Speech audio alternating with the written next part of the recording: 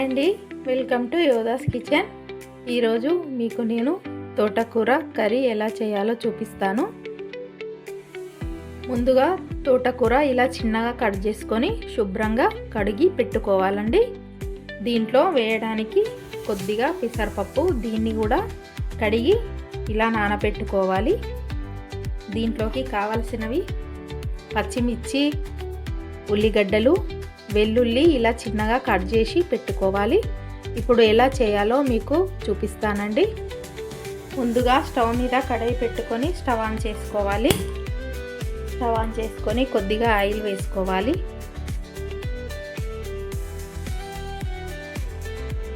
Oil heat అయిందండి. ముందుగా మనము చిన్నగా కట్ చేసి పెట్టుకున్న వెల్లుల్లి,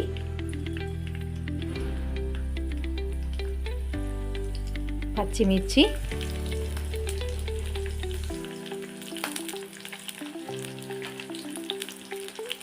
ఉల్లిగడ్డలు వేసుకొని బాగా వేయించుకోవాలి.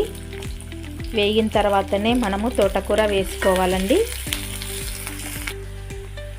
పచ్చిమిర్చి, ఉల్లిగడ్డలు వేగాయండి. ఇప్పుడు కొద్దిగా పసుపు వేసుకుందాం. పసుపు వేసుకున్న తర్వాత ఇప్పుడు తోటకూర వేసుకుందామండి. తోటకూర వేసుకొని బాగా కలపాలి. ఇది తొందరగా మగ్గుతుంది. చూడండి, ఇది వేడికి తోటకూర తొందరగా మగ్గిపోయింది. దీంట్లో ఇప్పుడు మనము సాల్ట్ వేసుకుందాం. కర్రీకి సరిపడా సాల్ట్ అండి. మనం దీంట్లో పెసరపప్పు వేస్తాం కాబట్టి దానికి కూడా సరిపడా సాల్ట్ వేసుకోవాలి. ఇప్పుడు పెసరపప్పు వేసుకుందాం. కొత్తిమీర వేస్తున్నానండి. ఈ ఆకుకూరలలో కొత్తిమీర ఎక్కువనే వేసుకోవాలి. రుచి చాలా బాగుంటుంది. ఒక టమాటా చిన్నగా తరిగి వేసుకోవాలండి.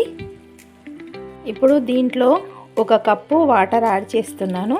ఎందుకంటే మనం పెసరపప్పు వేసుకున్నాం కదా, అది ఉడకాలి కదా. ఈ టమాటాతోని తోటకూర కర్రీ చాలా రుచిగా వస్తుంది. పిల్లలు, పెద్దలు ఎవరైనా ఇష్టంగా తింటారు. వేడి వేడి అన్నంలోకి తినచ్చు, చపాతీలోకి కూడా తినచ్చండి ఈ కర్రీ. ఇప్పుడు మనం మూత పెట్టుకొని ఈ కర్రీని కొద్దిసేపు ఉడికించుకుందాం. పప్పు ఉడికిందండి. ఇప్పుడు నేను మూత తీసేసాను. ఈ వాటర్ అన్నీ ఇంకిపోయి పప్పు పొడి పొడిగా కావాలి. చూడండి, కర్రీ అయిపోయింది. వాటర్ అన్నీ ఇంకిపోయాయి. ఇప్పుడు మనం స్టవ్ ఆఫ్ చేసుకుందాము.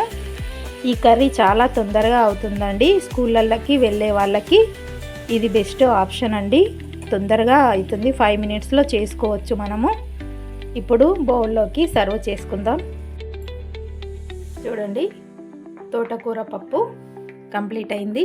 ఇది చాలా రుచిగా ఉంటుంది. వేడి వేడి అన్నంలోకి ఈ కర్రీ వేసుకొని తింటే చాలా రుచిగా ఉంటుందండి.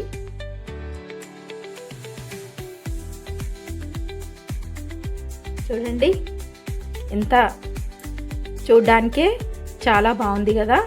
తింటే ఇంకా రుచిగా ఉంటుంది. ఈ వీడియో కనుక మీకు నచ్చినట్టయితే లైక్ చేయండి, షేర్ చేయండి. యోధాస్ కిచెన్ ఛానల్ను అందరూ తప్పకుండా సబ్స్క్రైబ్ చేసుకోండి. Thank you for watching.